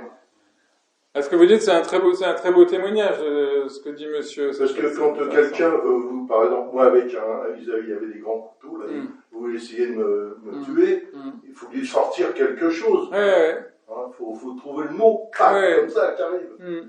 Et voilà, ça, alors qu'au début, j'étais incapable. Hein. Au début, comme ça m'est arrivé la première fois, coup de peau, j'avais une chaise en bois que j'ai mis devant moi, et voilà. Mais voilà, après, vous savez quoi répondre, vous savez quoi dire. Tout à fait. Et ça arrive tout de suite. Tout de suite, ça arrive. Alors qu'au début, bon, voilà. Et c'est important, ça. Hein, votre témoignage est très important, hein, c'est très beau de pouvoir expliquer comme ça que la pratique de méditation a des effets concrets dans la vie. Et il y avait une dame qui était à ce moment-là, qui était ici aussi, qui était dans une unité de soins palliatifs. Et il leur donnait des cours qui étaient exactement les mêmes cours qu'on avait ici. C'était carrément voilà, la méditation, l'attention, voilà. C'était, voilà. Parce que maintenant, heureusement, la méditation est comme ça, rentrée un petit peu... dans les hôpitaux, il y a... Tout à fait. Alors nous, on a une perspective un peu différente. C'est pas contradictoire, au contraire, c'est complémentaire. Mais nous, on a cette même perspective, mais en plus, on est dans une perspective spirituelle aussi. C'est-à-dire qu'on a aussi un but, c'est la libération. Voilà. Mais là où j'entends ce que vous dites, et je vous remercie vraiment beaucoup parce que ce que vous dites, c'est très important, c'est de raccrocher la pratique à la réalité. Alors que souvent, les gens pratiquent et la pratique authentique de la méditation, c'est pas une fuite. Toutes les formes de vie spirituelle qui servent à fuir la réalité sont des illusions. La forme de pratique spirituelle qui nous permet d'affronter la réalité, de nous transformer, de transformer nos rapports avec l'autre, ça c'est la véritable méditation et c'est ce que monsieur a exprimé. Alors moi aussi, quand j'ai commencé, je pratiquais une fois par semaine. C'est mieux que rien. Je dis parce que le samedi, je trouvais un petit moment le samedi, allez, je vais faire une méditation et ça me faisait du bien quand même. Et puis après, je me suis aperçu que c'était pas suffisant. Puis j'ai réussi à faire 2-3 fois par semaine. Puis après, tous les jours, voilà. Et après, faire 2 fois par jour, faut déjà avoir un bon rythme. Mais déjà, par exemple, vous trouvez un petit moment dans la journée avant de vous coucher le soir, avant de vous endormir. Ou le matin, quand les gens dorment un peu, vous vous réveillez. Bon, c'est sûr qu'il faut... je dirais pas que c'est un sacrifice, le mot est un peu... Mais enfin... c'est plus court, en général. Voilà. Mais moi, je me lève tous les jours 1 heure avant pour pouvoir méditer avant d'aller bosser, par exemple. Et si je le fais pas, je sais que ça va mal... Non, ça pas que ça va mal se passer, mais les choses vont pas se passer aussi bien que si j'ai médité. J'ai médité... Les choses vont s'enchaîner dans la journée, je vais pouvoir avoir du recul justement sur mes propres émotions, ne pas réagir. L'année dernière, on a travaillé sur Godwin Samararatne, vous vous souvenez, ce grand maître, c'est un maître sri-lankais sur lequel on a travaillé toute l'année dernière, et lui, il faisait beaucoup la différence entre réagir et répondre. Donc, c'est-à-dire que, en général, on réagit à une situation, alors qu'on devrait simplement répondre. C'est-à-dire répondre, c'est trouver la bonne réponse. C'est pas forcément verbal d'ailleurs. Ça peut être une réponse dans les actions. Et en fait, comment faire pour ne pas réagir mais pour répondre? Cette distance, on l'obtient par la pratique de la méditation, doucement. Et c'est pas quelque chose de magique, c'est quelque chose qui prend quand même du temps. C'est un travail sur la durée. C'est pour ça que je compare souvent avec l'apprentissage d'un instrument de musique. Vous pouvez pas arriver, on peut pas vous dire, tiens, vous mettre devant un piano et tu veux pas jouer les nocturnes de Chopin, s'il te plaît? Ben non, vous pourrez pas jouer les nocturnes de Chopin la première fois. Vous pouvez faire des notes, savoir qu'il y a des blanches, savoir qu'il y a des noires, ensuite vous allez apprendre une gamme, puis après vous allez apprendre l'indépendance des 2 mains, et puis tout doucement, si vous suivez vos leçons, de manière incroyable, vous allez finir par jouer votre nocturne de Chopin, et ça sera merveilleux comme impression, mais parce que vous aurez suivi ce processus, cette régularité. Et la méditation, c'est sérieux. Parce que tous les charlatans qui enseignent la méditation en disant, voilà, assis-toi, ferme les yeux, fais le vide, tout va bien se passer, faut pas les écouter. La méditation, c'est vraiment un art. C'est pour ça que j'aime bien, moi, ce sutta-là, parce que c'est un sutta qui vraiment propose des étapes précises. C'est du concret, quoi. Hein. Le Anapanasati Sutta, c'est vachement précis. On n'est pas livré à nous-mêmes, il ne s'agit pas de faire le vide, comme on dit toujours, asseyez-vous, faites le vide. Bon, il n'y a rien de plus difficile que de faire le vide, ça n'a aucun sens d'ailleurs, en fait, faire le vide. Donc je vous remercie pour votre témoignage. Monsieur, peut-être vous avez quelque chose à dire? Vous avez loupé la première tétrade, non? Sur le calme de l'activité corporelle. Oui, désolé pour ça. Je vous enverrai un petit message, puis parce que c'est difficile de rentrer dans la deuxième si on n'a pas fait la première, quoi. C'est bon. Monsieur, peut-être. Oui, c'était ce qui m'interroge le plus, c'est faire le vide. Par essence, ça n'existe pas, je pense. Non. Souvent, on entend des gens qui méditent et disent je ne pense plus, mais c'est pas possible. C'est comme si on voulait plus voir quand on ouvre les yeux. Exactement. Et c'est intéressant aussi de se rendre compte qu'on est capable de penser, je pense. Absolument. C'est ça. Après, c'est le flot de pensée. Il y a des jours, c'est très accéléré chez moi. Et il y a des jours, c'est calme, où j'arrive à lâcher prise sur les phénomènes. Là, aujourd'hui, ce que j'ai eu le plus de mal, c'est que j'ai une douleur dans le cou et je lutte avec elle. Je ne veux pas la lâcher parce que j'ai pas envie qu'elle soit là. Pourtant, je l'accepte parfois, mais là, aujourd'hui, c'était compliqué. Et ça, c'est l'impermanence. Je pense que c'est intéressant de se rendre compte au niveau du corps. Ou la fatigue aussi. Des fois, je n'arrive pas à méditer parce que je force et je suis fatigué. Je devrais mieux aller me coucher, tu vois. Et pourtant, j'ai rentré ça dans mon rythme de la méditation, mais des fois, je pense que peut-être ton avis m'intéresserait. C'est des fois, il vaut mieux sauter la méditation ou persister, même si on a conscience qu'on est fatigué, ou physiquement on a besoin de faire autre chose, je sais pas, aller faire une séance de piscine ou un bon massage. Et pourtant, voilà, donc il y a des choses qui m'interrogent. Dans les discours qui sont très différents sur les enseignants ou ce qu'on peut entendre. Oui, bien sûr. Nous, là, ici, on est vraiment dans la tradition du Theravada, plutôt du Theravada sri-lankais, mais moi, je suis pas fermé, hein, c'est la tradition du Theravada, donc... Alors, dans ce que tu dis, parce que on se tutoie, oui, excuse-moi. Il y a plusieurs choses. Il y a la notion des pensées, donc c'est un sujet central, évidemment, et je suis tout à fait d'accord. J'aime beaucoup la comparaison de dire faire le vide, c'est comme si on voulait arrêter, c'est comme si on demandait à l'œil d'arrêter de voir. C'est tout à fait juste. Et on verra d'ailleurs que dans cette méditation, un peu plus tard, on verra qu'il n'est pas requis qu'il y ait une cessation totale des pensées. C'est pas vrai. La grosse différence entre la forme de méditation qu'on enseigne ici dans la tradition du Theravada par rapport à d'autres écoles qui veulent absolument le vide, le silence, la vacuité, etc., qui luttent contre ça. Bon, je caricature un petit peu, hein. C'est que dans la tradition de Vipassana, on ne cherche pas à lutter contre les pensées, mais à les observer. C'est vraiment cette différence, elle est centrale, elle paraît banale, mais en fait, elle est vraiment importante quand on a fait... Moi, j'ai pratiqué beaucoup dans d'autres traditions avant, et donc je suis passé par plein d'écoles différentes, et je me suis heurté vraiment contre des murs, quoi. Et la comparaison, on peut la faire avec la respiration. Le Bouddha, avant son éveil, qui suivait ses grands maîtres indiens, pratiquait des techniques qui existent toujours aujourd'hui dans le Hatha Yoga, des techniques de maîtrise, de rétention du souffle, le pranayama, où on fait de la rétention à plein, la rétention à vide, toutes des techniques qui sont extraordinaires, d'ailleurs, d'une subtilité comme seul l'Inde est capable de créer tout ça. Et le Bouddha a pratiqué cette technique de contrôle, de rétention, et il a constaté que ça ne l'amenait pas au but qu'il voulait. Et il a changé complètement son point de vue, il a opéré une révolution, et Anapanasati, c'est le fruit de cette révolution, c'est-à-dire on va plus contrôler la respiration, on va l'observer. Ça paraît très simple, hein, comme ça, mais en fait, tout est là.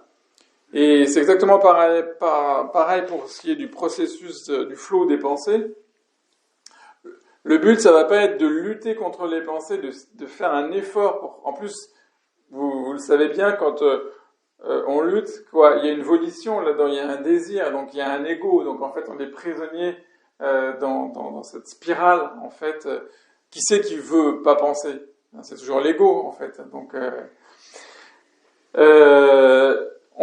alors qu'au contraire, si on laisse les phénomènes, mais si on ne s'identifie pas, donc c'est ça la difficulté, si on arrive à les observer, en fait, ils vont s'apaiser progressivement, tranquillement, avec différentes méthodes, et on peut parvenir, en suivant Anapanasati, on peut parvenir à des états à un moment donné, on peut choisir, même si on veut rentrer dans le jhana, on peut rentrer dans le jhana parce que l'esprit est tellement calme et tellement pur que si on veut, on peut rentrer dans un état d'absorption. Ce qui n'est pas le but ultime, hein, mais ça peut être, à un moment donné, on se fait plaisir, donc on peut rentrer dans l'état d'absorption, et puis ça va permettre aussi d'avoir encore une quiétude encore plus grande, mais seulement à un moment donné, il faut sortir de cet état d'absorption, parce que c'est pas ça notre but. Le but, c'est pas de rentrer dans cet état d'absorption. Mais, alors, je continue parce que ce qui était intéressant dans ce que tu disais, c'était aussi la question de la souffrance physique. Oui, tu me sors de la méditation vraiment, et je rentre en lutte avec le corps. Ouais, alors, j'accepte pas. Donc ça, la souffrance physique, bon ben, nous, tout le monde traverse ça. Alors, soit, c'est comme monsieur pour les problèmes psychiques, c'est chacun à des niveaux différents. Certains d'entre nous, c'est parfois des souffrances physiques très très fortes et récurrentes et structurelles. D'autres, c'est provisoire et tout, etc. Donc, chacun doit gérer ça. Ce qui est certain, c'est que c'est le même processus que pour les pensées. C'est-à-dire que il faut pas, c'est peut-être plus dur, hein, lutter contre. C'est difficile. Vous avez la douleur qui arrive. Le bouddhisme, c'est très pragmatique. Il faut essayer des trucs. Il faut essayer. Si ça marche, c'est bon. Vous avez une douleur dans le dos, etc. pendant la méditation. Ça va être comme la pensée qui vous embête. Si vous commencez à dire non, je veux pas cette douleur, ou va-t'en douleur, tu m'empêches de méditer, etc. Ça y est, vous êtes rentré dans un conflit, vous êtes dans la bagarre avec la douleur, et donc là vous êtes foutu, votre méditation ça va être dur, et en plus la douleur elle va pas vous lâcher, quoi.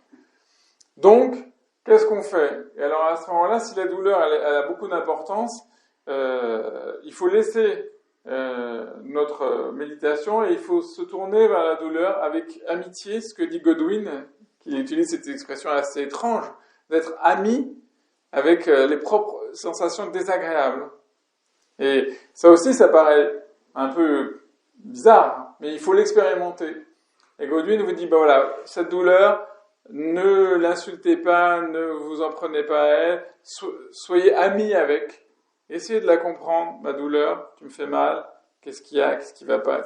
C'est-à-dire ne pas lutter contre la douleur, parce que c'est cette tension qui rajoute. Vous avez la douleur physique, ça c'est un sutta, excusez-moi j'ai oublié la référence. Il y a un sutta dans lequel le Bouddha dit, un homme qui reçoit une flèche, ça fait très mal, et puis il reçoit une deuxième flèche, et c'est l'attitude qu'il a par rapport à la douleur. C'est-à-dire qu'il y a la douleur, c'est une chose, mais en plus, vous pouvez vous angoisser, vous stresser, vous révolter contre la douleur. Donc ça, c'est la deuxième flèche. Donc, essayez. Donc, c'est une expérience extraordinaire. Je dis pas que c'est facile, hein, attention, hein, c'est très très difficile. Essayez d'observer la douleur, de voir comment elle se produit, exactement à quel endroit. C'est pas forcément évident au niveau de la conscience synesthésique du corps. Des fois, on croit qu'on a une douleur qui est là. En fait, c'est pas tout à fait là. Essayez d'observer comment elle se produit. Est-ce que votre posture est bonne? Parce que peut-être il y a un problème de posture. Ça peut arriver aussi. Si votre posture est mauvaise, vous avez un truc, mais peut-être qu'il faut changer de posture. Ah oui, et alors quand je me déplace d'1 millimètre ou 2, la douleur disparaît. Et en plus, c'est pas quelque chose d'habituel. Si tu veux, le mal de jambe, je m'y habitue en méditation. Ouais. J'accepte. Mais cette douleur-là, elle est nouvelle. Et je sais que des fois, je joue avec, je la déclenche, et après, ça y est, je focus uniquement sur ça. Voilà, donc c'est un super sujet de méditation. Ouais. C'est un travail de méditation génial. Mais en tout cas, il faut pas oublier les conditions corporelles. C'est-à-dire que peut-être la posture est pas bonne, peut-être qu'il faut savoir changer de posture. Moi, j'ai mis un temps fou pour trouver ma posture. Jusqu'à être vraiment bien je peux rester pendant 1 heure comme ça. Mais avant, je pouvais pas. En plus, j'ai essayé des postures compliquées. Peut-être comme tu fais, tu vois, le lotus. Ah oui. Ça, il faut être un peu un yogi. Et même le vrai lotus, il y a des gens qui le font très très bien. Hein. Bante, il est en lotus, etc. Mais il fait ça depuis qu'il a 7 ans ou 8 ans, je crois. Donc, nous, on est des occidentaux, on n'est pas foutus de la même manière, et puis on n'a pas la même expérience. Donc, faut pas vouloir... faut trouver la bonne posture, on peut utiliser des affous, des coussins. jusqu'à ce qu'à un moment donné, on soit vraiment bien. Et puis, il faut expérimenter, il faut être pragmatique. C'est-à-dire, il y a une douleur, il faut chercher, il y a une raison, forcément. Et la raison peut être à l'extérieur. Hein. C'est-à-dire, ça peut être un problème dans votre travail, un problème d'alimentation, la manière dont vous dormez, des tensions psychologiques, il y a quelque chose qui vous a blessé. Et le dos, par exemple, vous savez, c'est un grand réservoir de tension. Hein. Donc, il suffit que vous ayez eu une déconvenue ou quelque chose, paf, ça peut se mettre dans le corps aussi. Hein. Donc, c'est intéressant d'explorer un peu toutes les pistes en étant ouvert et en étant pragmatique. C'est-à-dire ne pas être fanatique en disant j'ai une posture, je dois garder ma posture, etc. Non, peut-être que je dois changer de posture, peut-être qu'il y a quelque chose en dehors, dans mon existence, qui génère cette douleur. Il faut être très très pragmatique, très souple. Et pour répondre à la question, c'est pour ça que la méditation marchée, c'est génial, parce que en fait, si par exemple la méditation assise, vraiment là, il y a un problème objectif, corporel objectif, ne soyons pas des fanatiques. À ce moment-là, faisons de méditation marchée. Changer de posture. Changer de posture. Méditation marchée, c'est bien aussi. Dans le bouddhisme, il y a au moins 4, dans le Theravada, il y a au moins 4 formes de méditation. Hein. Assis, debout, en marchant ou couché. Donc, faut pas être fanatique, faut toujours avoir cet esprit. Et pour finir, la question, est-ce que je loupe une méditation ? Moi, je sais d'expérience qu'il peut y avoir des cas où vous êtes vraiment trop fatigué et de toute façon, vous allez méditer, vous allez dormir pendant votre méditation. Oui. Bon, alors peut-être qu'à ce stade-là, il vaut mieux se coucher. Hein? Oui, non, mais c'est ça. Okay. Par exemple, quand je lis, j'arrive plus à lire, je vais dormir. Alors, mais par contre, moi, je vais vous faire une confidence tout à fait personnelle que j'ai vraiment expérimentée. C'est qu'il m'est arrivé souvent, par flemme plutôt qu'autre chose, de dire j'ai pas envie de méditer ce soir, je suis fatigué, et de me coucher. Bon. Et en fait, je dormais assez mal, où j'étais réveillé à 4 ou 5 heures du matin, etc. Bon. Donc je me suis dit, allez, t'es fatigué, fais quand même une méditation le soir. Et alors ce qui est génial, c'est que la méditation, ça sert aussi bien à éveiller qu'à endormir. Je m'explique. C'est que quand vous avez apaisé votre mental et votre corps, en fait, vous êtes aussi dans une très bonne disposition pour dormir aussi. Et je me suis aperçu qu'à chaque fois que je faisais une méditation avant de m'endormir, je dormais super bien. Et en général, même, je faisais pas de rêve du tout. Donc, je dormais 8 heures, je me réveillais en pleine forme, j'avais pas fait de cauchemar, j'avais pas fait de rêve même, et j'avais super bien dormi. Donc la méditation, ça aide aussi à dormir, à bien dormir, ça a beaucoup de vertus. Et souvent par paresse, on va se dire, mais en fait c'est un mauvais calcul, parce qu'en fait la méditation, elle peut vous aider à passer une très très bonne nuit aussi. C'est à vous de voir, il n'y a pas de règle générale, ça c'est aussi ce qui est merveilleux dans cette tradition, c'est que nous sommes tous différents, nous avons tous des tempéraments différents, des organisations corporelles différentes. Il faut beaucoup de discernement et être à l'écoute de notre corps de manière non dogmatique. Il faut vraiment savoir s'écouter. Mais comme dit, je reviens toujours à Godwin parce que c'est mon premier maître, c'est lui qui m'a vraiment fait rentrer dans la méditation. Godwin, il dit, il faut s'écouter, il ne faut pas se dorloter.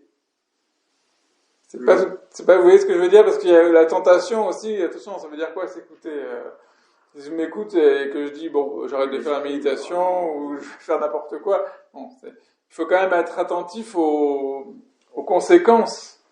C'est pour ça qu'être pragmatique, ce que je veux dire quand je dis être pragmatique, c'est, vous méditez, tiens, que ça fait quoi comme effet et au bout d'un moment, et c'est pareil pour tout, dans la vie quotidienne, pour plein de choses, pour l'alimentation, pour l'alcool, pour plein de trucs. Vous dites, il faut essayer. Quel est l'effet ? Et vous verrez si c'est sain ou malsain, kusala ou akusala. En gros, ça veut dire quoi, kusala ? Ça veut dire bon, mais ça veut dire aussi habile. Ça veut dire c'est quelque chose qui vous aide à grandir sur le chemin. C'est quelque chose qui vous amène justement à cette fameuse joie-là. Cette joie, elle va venir si vous pratiquez régulièrement et si vous n'entrez pas en conflit. Mais bon, voilà, c'est le programme, il est là, ça se fait pas du jour au lendemain, ça se fait dans la pratique. Et par contre, ce qui est génial, c'est que on a quand même là plus qu'il ne le faudrait, parce que moi, quand j'ai découvert cette tradition, moi j'avais beaucoup pratiqué Zazen pendant des années, et je regrette pas, j'ai appris beaucoup. Alors eux, chez eux, par contre, la posture c'est hyper important. J'ai appris énormément de choses, j'ai été formé par eux, mais il me manquait énormément de choses, parce que Zazen, justement, on est face à son mur blanc, et puis voilà, bon, il n'y a pas grand-chose à quoi se raccrocher. Bon, c'est une tradition, elle est belle, elle a ses qualités, mais quand on découvre un sutta comme celui-ci, on voit toute l'attention de Bouddha qui porte à ses disciples pour leur expliquer dans le détail un cheminement très subtil et très fin, à la fois au point de vue corporel et psychologique. C'est vraiment merveilleux, je trouve. Ici, j'ai une question, c'est est-ce qu'on peut mêler le Anapanasati ou Samatha et faire du Vipassana, ou vaut mieux couper les sessions, ou est-ce qu'on peut enchaîner? Alors en fait, moi mon point de vue, enfin c'est pas seulement mon point de vue, hein, je dis ça, c'est la fausse modestie, mais en fait tous les grands maîtres disent que ce soit Bhikkhu Bodhi ou Thanissaro Bhikkhu ou Ajahn Chah ou tous les grands maîtres, ils disent qu'il faut pas, c'est pas très intéressant de séparer en fait Vipassana, Samatha. En réalité c'est ce que je disais, c'est comme les deux jambes. En fait, si on analyse bien, par exemple, Anapanasati, on verra qu'il y a du samatha et du vipassana presque dans toutes les étapes, en fait. On va prendre des exemples. Par exemple, quand on passe de la respiration longue à la respiration courte, c'est du samatha, parce que l'esprit s'est apaisé, déjà. C'est calmé, donc on rentre dans un phénomène, l'attention nous amène à une plus grande paix. Mais c'est aussi du vipassana, parce que savoir qu'il y a une respiration longue et savoir qu'il y a une respiration courte, c'est déjà comprendre l'impermanence. C'est déjà comprendre que, en fait, les respirations, elles peuvent être longues ou elles peuvent être courtes. Et on peut prendre toutes les étapes et on peut savoir que on peut les traiter, on peut les regarder sous un aspect samatha ou on peut les regarder sous un aspect vipassana. Ça dépend un petit peu de vous, de ce dont vous avez besoin. Il peut arriver, par exemple, moi il peut m'arriver de pratiquer Anapanasati Sutta et à un moment donné, parce que j'ai pas eu trop de perturbations mentales, parce que naturellement, sans même que je le sache, je rentre dans une absorption mentale. Et je sais plus où, je sors dans l'absorption, je sais plus où est-ce que j'étais en fait. C'est pas grave, ça s'est fait, mais je reviens et je reprends le fil de l'aventure d'Anapanasati.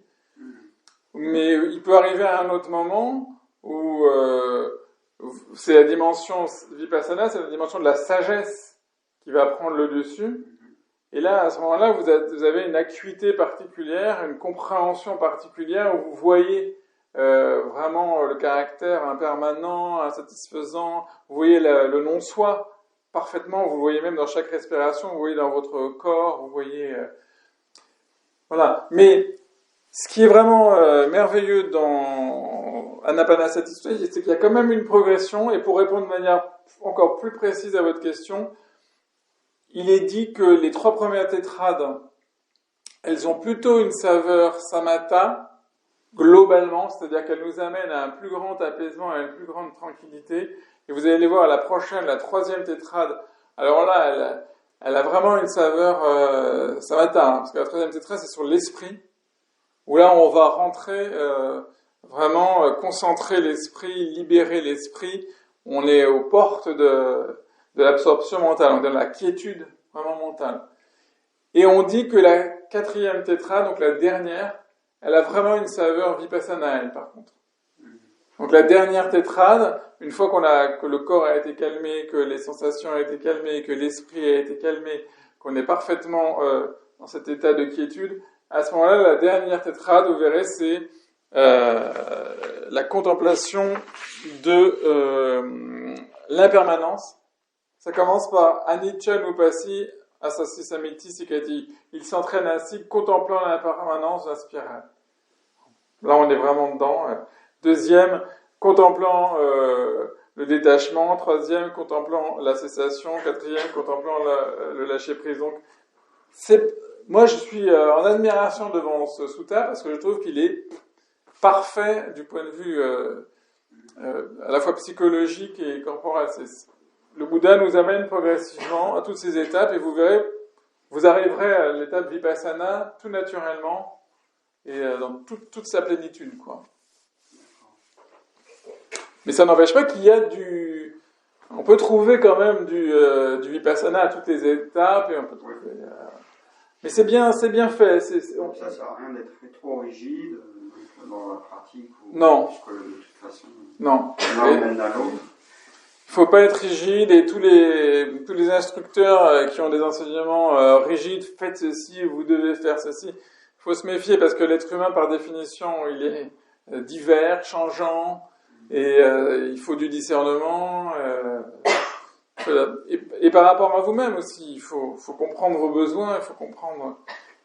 Et sachant que là, on ne parle que d'Anapanasati Sutta. Parce qu'il y a d'autres formes de méditation dont on peut avoir besoin. On ne peut pas de tout parler, mais il y a aussi la méditation de l'amitié bienveillante. Il y a aussi la méditation de la mort. Il y a aussi l'école Theravada propose plein d'outils, en fait. Donc nous, on travaille cette année sur un outil, mais il ne faut pas oublier qu'il y en a d'autres.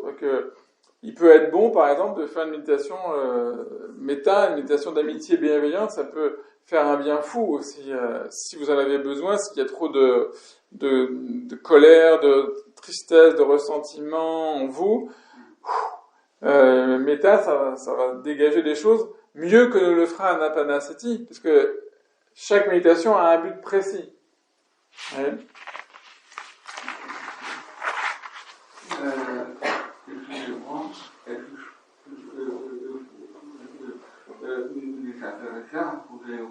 Oui, mais de toute façon, là, mes amis, je vous salue. Il est 5h15 et on va y aller, en fait. Pardon ? Je vous vois combien ? Rien du tout. C'est le don du Dhamma. On dit juste il y a du thé et des biscuits pour ceux qui le veulent au sous-sol. Il y a du thé et des biscuits si vous voulez au sous-sol. Là, on aura une petite collation. Voilà. Vous êtes les bienvenus.